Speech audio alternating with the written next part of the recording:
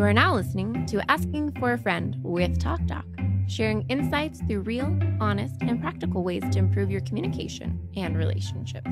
Featuring your hosts, Dr. Pamela Kreiser, Meredith Edwards-Nagel, and Taylor Polindo. We're back, and we are talking more about deception. We've got some good topics. Deception, exaggeration, and confabulations. Sounds like a rhyme.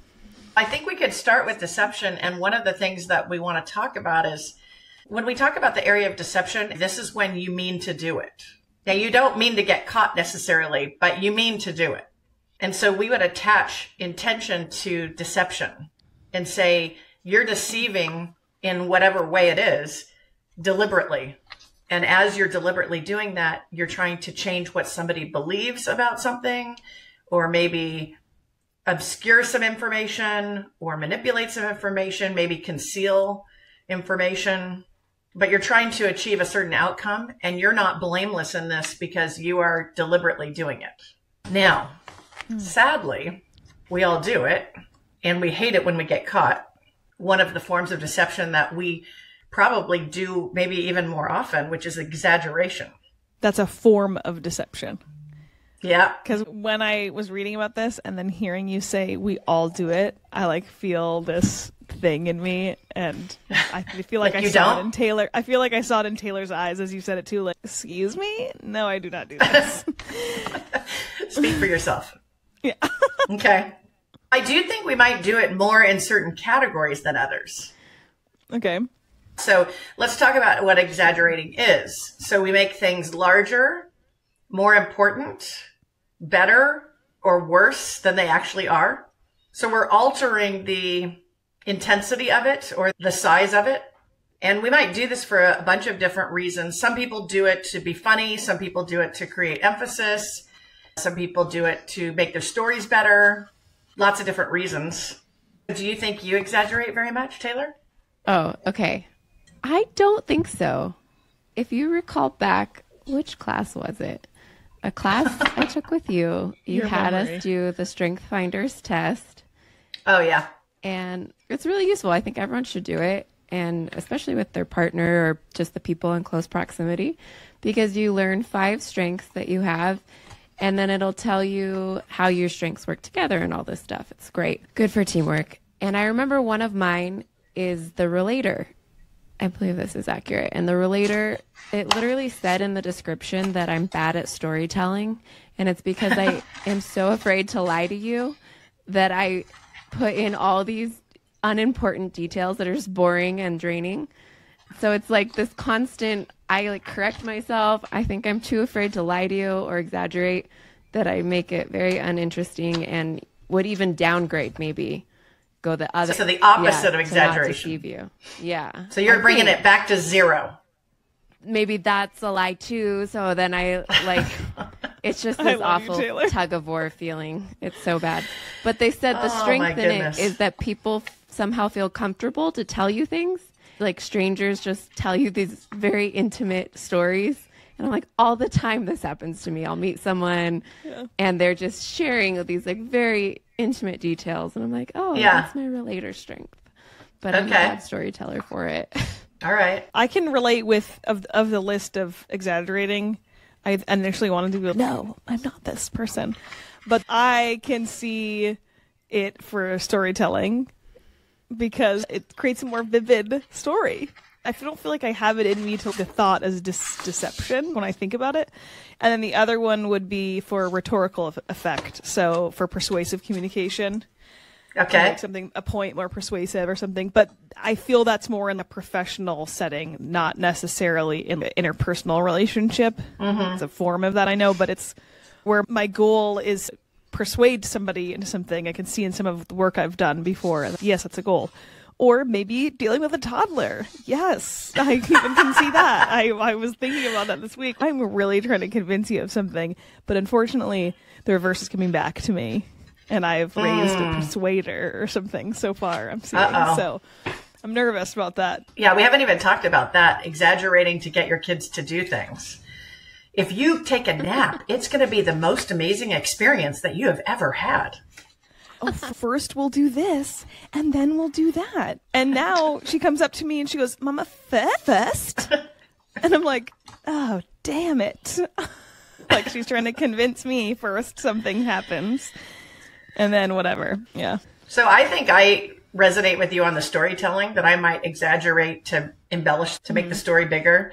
I looked up examples of all these different types of exaggeration categories. One of the categories of exaggeration is storytelling, obviously, and that's where the storytellers will make the whatever it is seem bigger or more powerful or more engaging or captivating or whatever. They gave some different examples, like the party was so loud I couldn't hear myself think, or the mountain was so steep I felt like I was climbing a wall of ice. By just using language in a way, even though that's really not what you were thinking when you're climbing the mountain, but you know, comparing it to make it seem more captivating. It seems harmless in storytelling. I think that's why I didn't want to relate to it, because I felt harmless. I was like, this is harmless. Right. Another category is obviously emphasis. In exaggeration, we might do it to make a point. We might say, he snores so much, it wakes up the whole neighborhood, to exaggerate how loud that thing is. Or I've told you 1,000,000 times to clean your room, which obviously I haven't told you 1,000,000 times. So there's part of me that kind of says, is some of this habitual that we would say, I've told you 1,000,000 times, is something I might say as just a common thing said in our culture, you know, and we might say things like that. I had to wait for an eternity for you to get here. It's pretty big exaggeration. Just a little dramatic. Yeah. Yeah, exactly. I like this one. The line at the DMV was longer than the Great Wall of China. I feel like I've heard that actually. I'm like, that's so ridiculous. Southern California. Yeah. So one of the things you mentioned was this rhetorical effect. So the rhetorical effect is where you would exaggerate to make a point, be persuasive, or create a sense of urgency. And right now, if you follow American politics, both parties are saying they're doing things to save our democracy. Both parties are saying this. Yeah. And saving the entire, that's like the whole world is going to fall apart, right? Pretty big exaggeration. Although people could disagree with me about that. They could say it is saving democracy. It seems like a big statement. I feel like politics is probably used a lot. Yeah. I don't know if you could run for office, Taylor. Oh, I don't think you could. No, Taylor.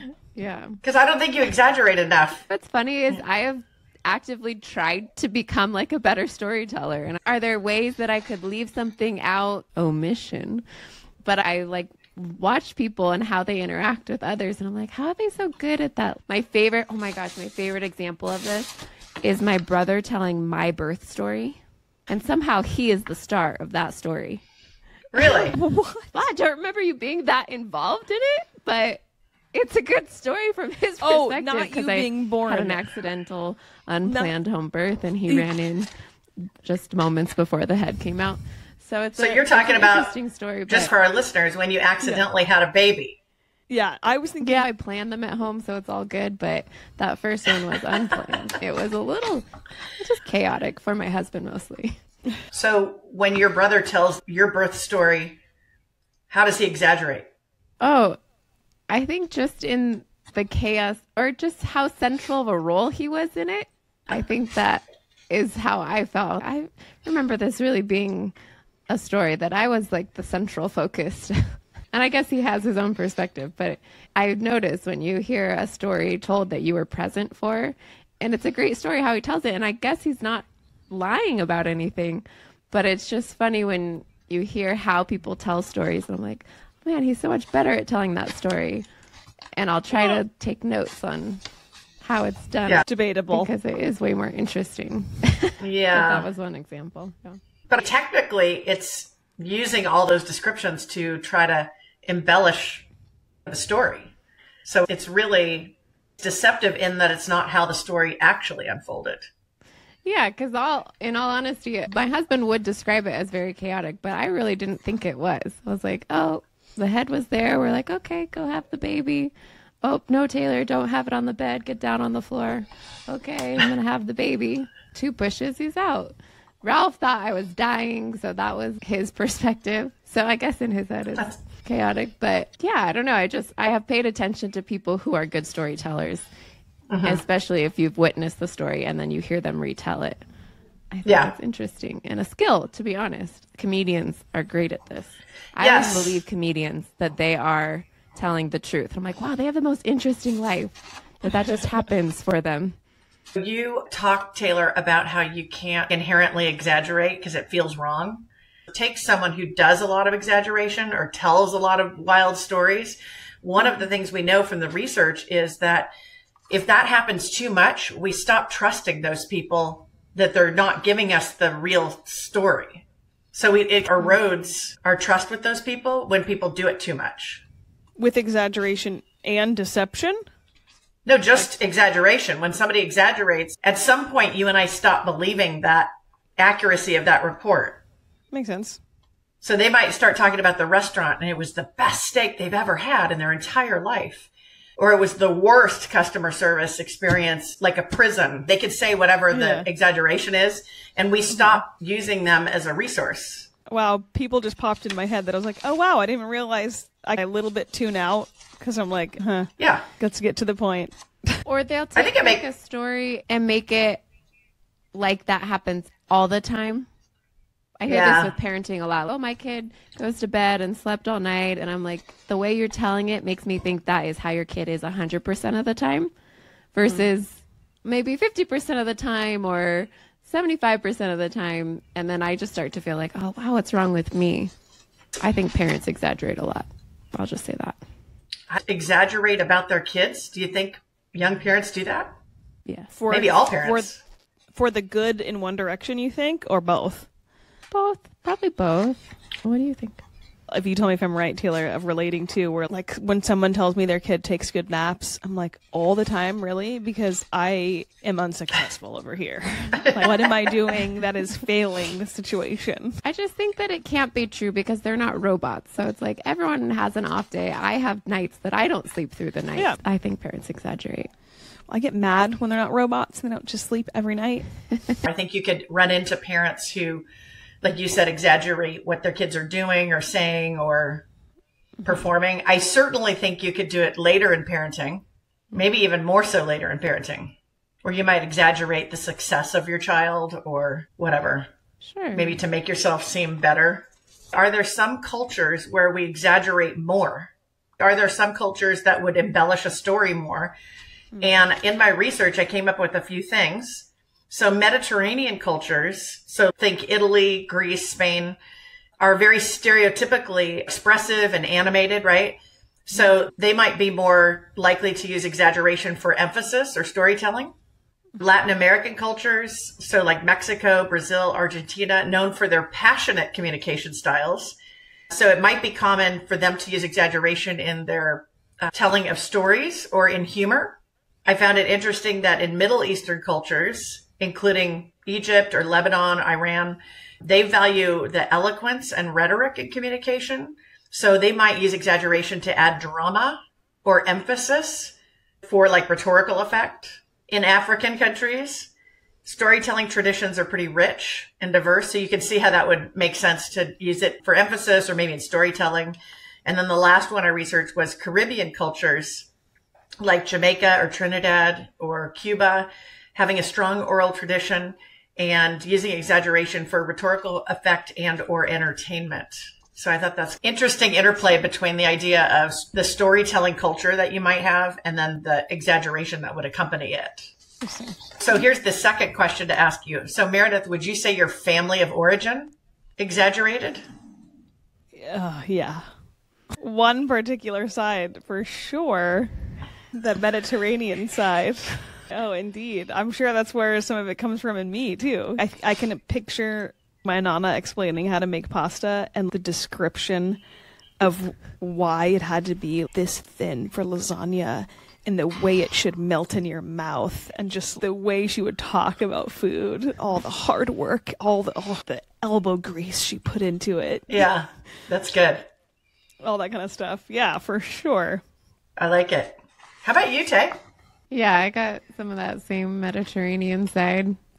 I think one side is very exaggerated, emotional, expressive, not in a healthy way, of course. And then the other side is like, never talk about it. It didn't happen. Funny. So yeah, I've got the mix. So good. Yeah, I think I don't have the Mediterranean family line, but I still think we exaggerated a fair amount. But I think also birth order might play a role because they say that the youngest might exaggerate more. Oh, yeah. As the youngest, as the favorite child, I would say it's basically you're just trying to get in there. There's so much conversation going on already. Your point better have some oomph or some juice to it or something. Just saying the regular stuff isn't going to be enough. That's funny. All right. So should we get into confabulations? Yes, please. It's not a word that we use very much, so let's talk about what confabulations are. Who out there uses the word confabulation besides you and Taylor? Brene Brown does. Okay. But Taylor and I will hear it and we'll think it. Yeah. So from a clinical perspective, what we talk about are basically a type of memory error or a distortion that produces fabricated or misinterpreted, distorted memories. The thing to know about this is it's not intentional in its clinical form. So it might be someone with Alzheimer's or some other disease, maybe some kind of brain injury that is telling the information, but believing that it's true, even though it's factually untrue.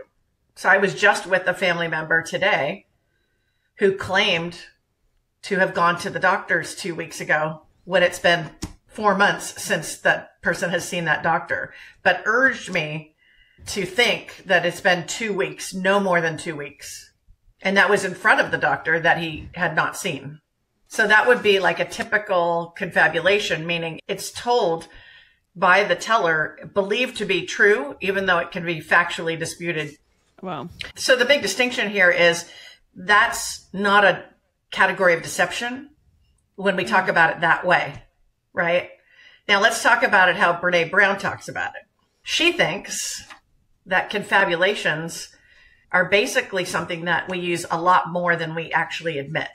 And so while we might look at clinical confabulations and say they're not bad because they're not meant to be bad, but they could create bad outcomes, right? So what Brene Brown says is she says, hey, confabulations are an everyday thing.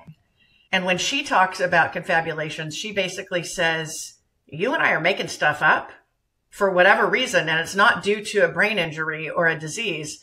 We're making things up and we're communicating with confidence that those things are true.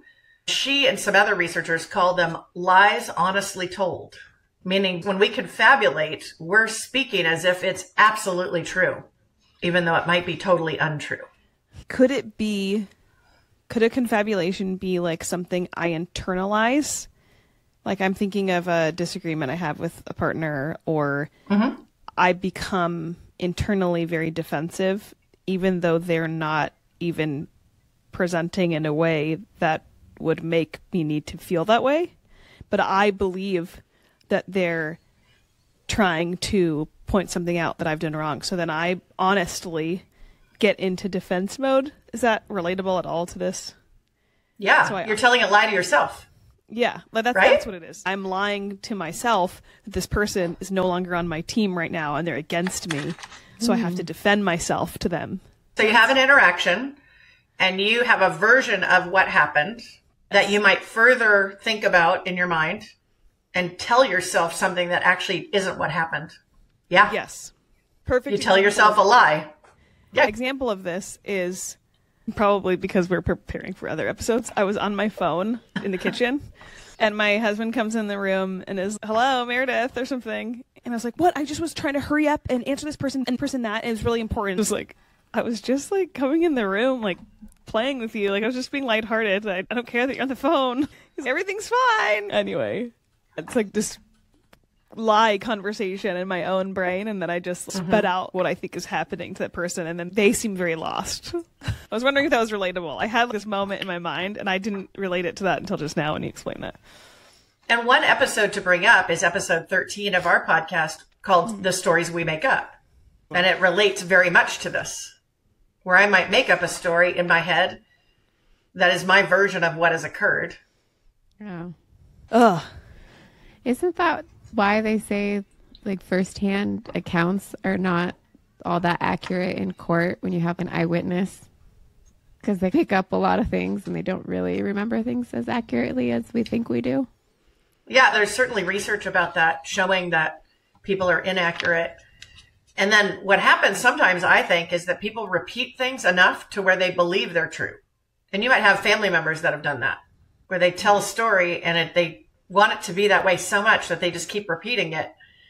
And now it's a lie, honestly told. One of the things in the research for confabulations is based on Gottschall's research, and it's described in the storytelling animal. And basically what they did was they had a bunch of shoppers choose a pair of socks from 7 pairs of socks, and every shopper had to explain why they picked the sock pair that they did. And in the study, none of the shoppers said, I don't know why I made this choice. And none of them said, I don't have a reason for why I picked it.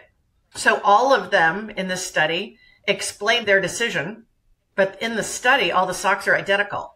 So they've made up a narrative to go with their choice that's based in nothing. I picked it because the design was better or the color was better. They're identical, which I think is great and scary a little bit.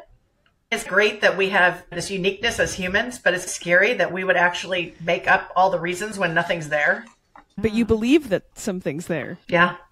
So Brene Brown says many confabulations are less of a result of memory issues or health and more about the interplay of emotions, behavior, and thought. Yeah.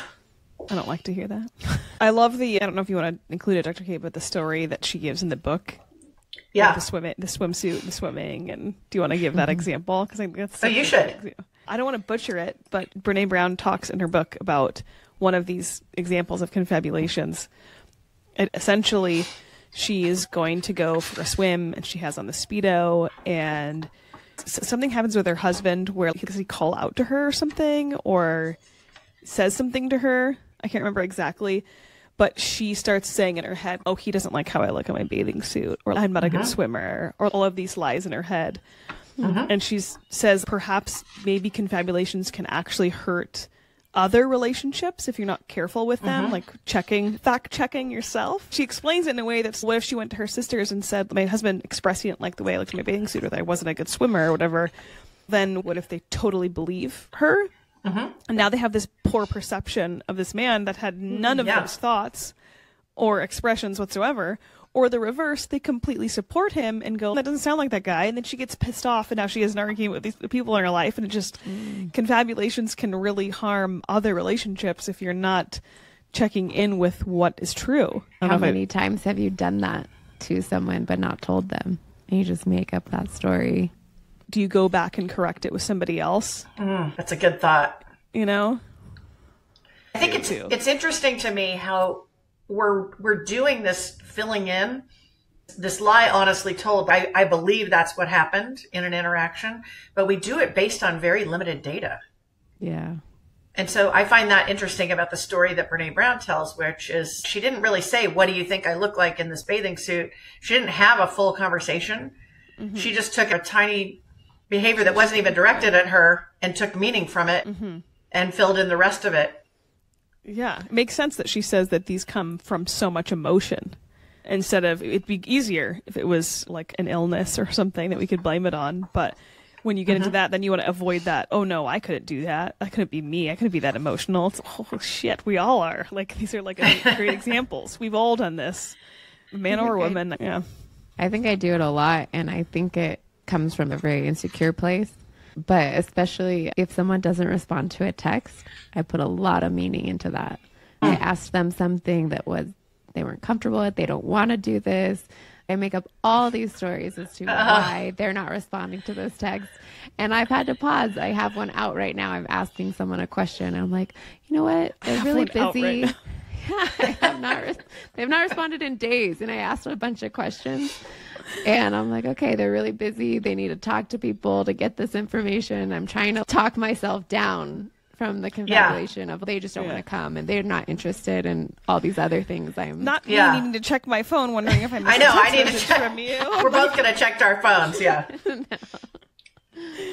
Ooh, I have 4 unresponded to texts right now. They're all from Taylor. But think about what I said about the limited data. So all you have is you sent the text. Yeah, that's it. You don't have any data on what's going on the other side.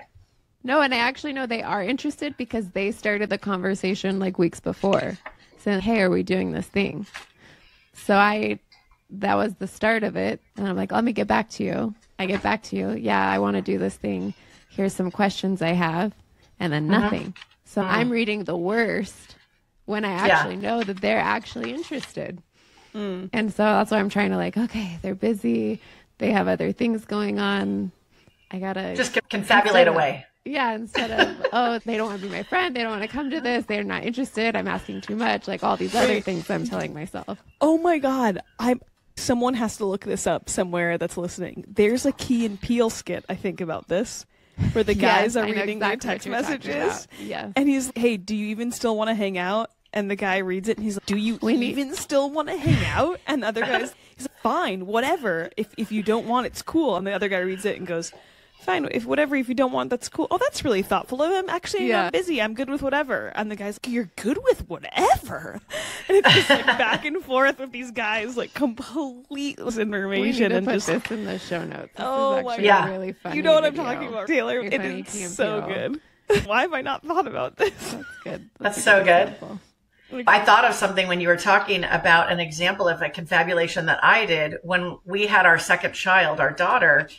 I called one of my best friends to say that she was born, and she didn't call me back. And it was weird. So I called her again and she didn't call me back. This is like one of my best friends is not calling me back at all. And she was pregnant at the same time as me, but due 5 or 6 weeks after. And it turns out she was in the hospital having her baby. Oh my gosh. And so she couldn't call me back because she was having her baby. But I was like, wow, I knew we were close, but I don't know why she wouldn't call me back. This is a big deal. Yeah.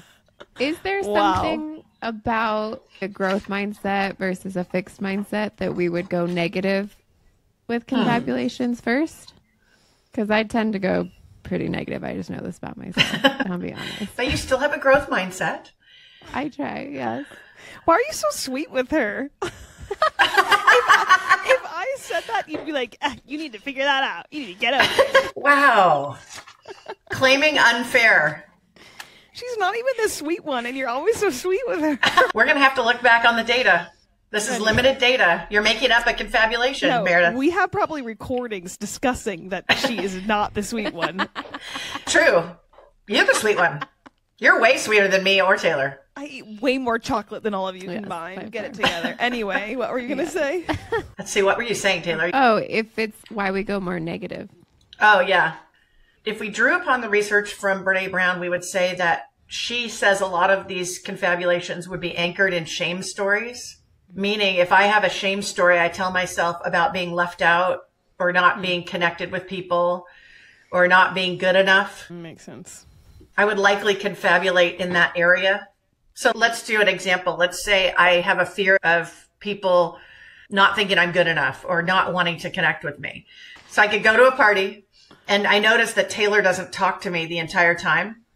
I can leave the party and tell myself a story that comes out of that place of shame where I have a fear that people don't want to connect with me or that I'm not good enough or whatever. And so I could, in that situation, make up a story about why Taylor didn't talk to me. And it's because she doesn't like me or she thinks she's too good or she thinks she's better than me. And I don't know if that's where it goes bad, but it goes real bad when I start telling other people that. I was just going to say that. The damage can be done with that quickly when you tell others. I have experienced this personally. With Taylor? Where I actually being at a party where I didn't interact with somebody and then later hearing that they thought I was mad at them. Yeah. And I'm like totally oblivious to the whole interaction, like completely oblivious. Right. It can be damaging in two ways. It could be damaging in that it reinforces the shame story. Here's another reason why people don't connect with me and I feel left out and people think they're better than me. And then it's damaging when I go tell people about that. It's damaging in my own head. Yeah. It's like you damage yourself and someone else without reality, fact checks. Yeah. Without asking or collecting any more data. Yeah. And if we're wired to do this activity, we should probably seriously consider collecting data or intentionally finding out things before we would draw these giant conclusions that we might carry that narrative with us for years about that person. Wow. I'm glad you asked that, Taylor. That's a good question. I thought, honestly, confabulations were like nerdy things that I was going to listen to you two talk about today, but I really enjoyed this a lot more than I anticipated. I'm not going to lie.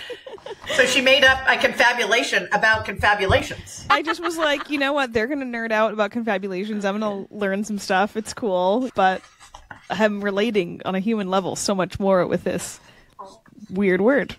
Yeah. Lies honestly told. Once again, thank you for joining us today. Please remember to rate, share, and subscribe to our podcast. And thank you for listening to Asking for a Friend. Let us know what you thought of the episode. Our email is hello@afafpodcast.com. This show is for educational purposes only and is copyrighted. Written permission must be granted before syndication or rebroadcasting. Thanks for listening to Asking for a Friend with TalkDoc.